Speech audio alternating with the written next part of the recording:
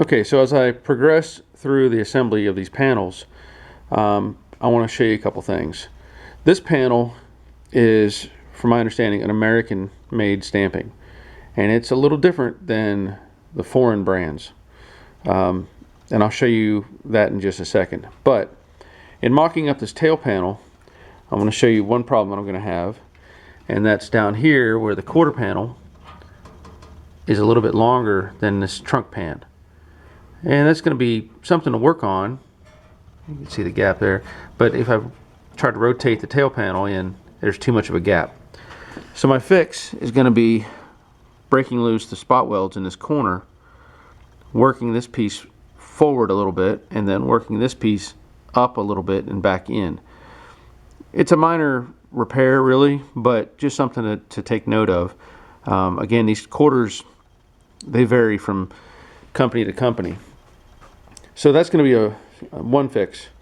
I want to show you on the tail panel, which I'm pretty happy with overall. The stamping is really nice. It's thick.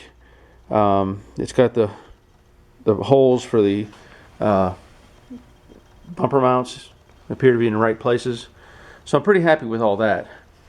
But one difference I've noticed is this little flange right here. On the Chinese version or Taiwan, this is already in the correct shape. So in this case it's bent this way and it needs to be straight up so that it mates with this tail panel. But the biggest problem I have is this part right here. And what's supposed to happen is when these are assembled, this part wraps over the top of this part. And if you can look, I don't know if I can't really show you a measurement, but those are actually the same width. So I'm going to have to play with this some more. Here's the original panel, or what's left of it. And if I put these two pieces next to each other, you can see there's a difference in width. And the leg there is shorter than the leg there. So I don't know if they just got the stamping wrong or the tooling is slightly off, but it's just something to take note of. But this is a panel that was available, so I used it, and I'll make it work. I'm just pointing this out so that for future reference you may want to be looking towards the Chinese or Taiwan version and using that instead. So here's what I've done. I've taken a drill and drilled out the two spot welds that were holding these two panels together. You can see it there. And then this rolled right into place. Gently tapped on it and took a pair of needle nose vice grips and reshaped it a little bit and got that forward. And now I'll take a dolly and come in behind and tap this up and reshape that so it closes up that gap. Okay, I'm much happier with that now. And stuff like this isn't that hard. You just have to kind of understand how the metal goes or how it was put together and how, you know, you can take things apart and readjust them. You shouldn't have to, but sometimes you do. And this is all I used. One of these old steel dolly blocks and a body hammer. And again, I'll come back and weld those holes shut, and that'll take care of this side. And then I'll play with that side a little more because I may end up putting this patch panel in first before I finish putting in the tail panel. I think it just makes more sense to do that. Okay, I've had enough. I tried and I'm so frustrated I've given up on this tail panel.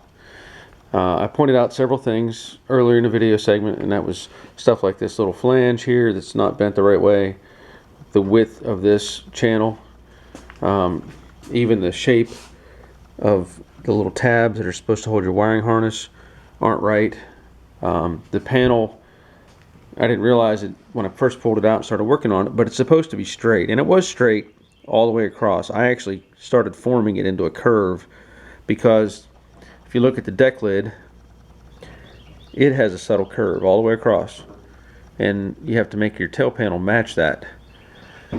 So along with those things and the fact that I kept having to push it forward to make it fit. It's only clamped in two spots down in the bottom, but it shouldn't be springy like that. And so I gave up, and I bought an original tooling tail panel, and I'm going to set that in place and show you the difference. Okay, so there's the new original tooling tail panel in place. Everything fits. It wraps around up here just like it should. That flange that I talked about earlier is in the right angle. The pocket down here, this all matches the way it should. It has that more pronounced recess that wraps around this filler panel. It lines up pretty close on the notches here up to the Dynacorn trunk pan.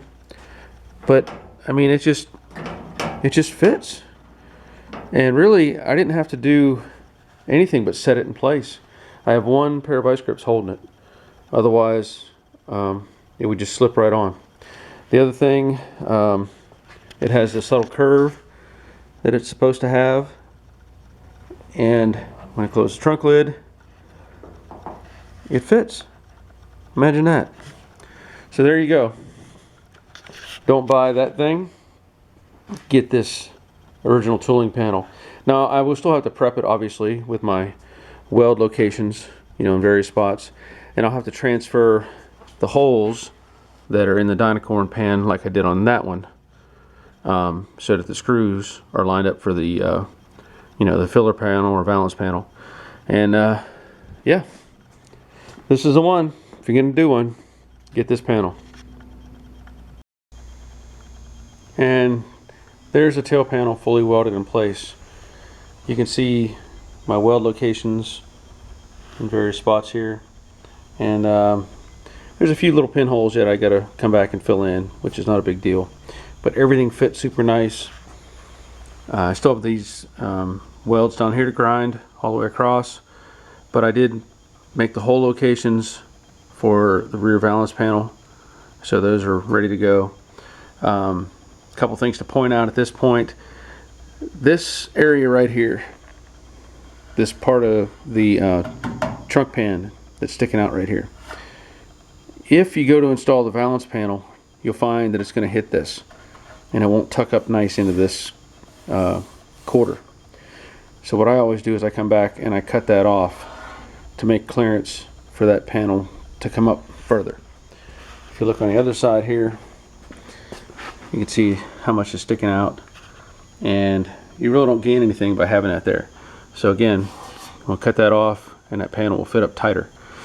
Another thing I'll point out is these bumper braces or brackets, support brackets, however you want to label them.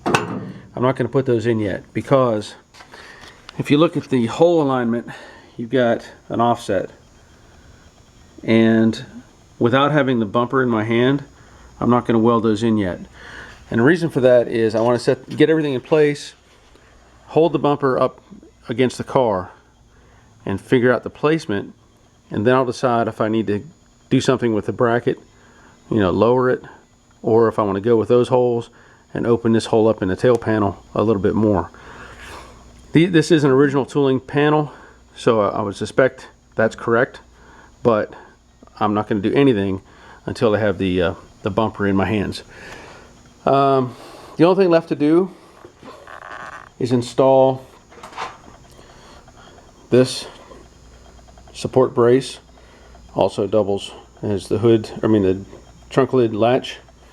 And I prepped the area here and up here on top where I'm going to put it. You can see my center line mark.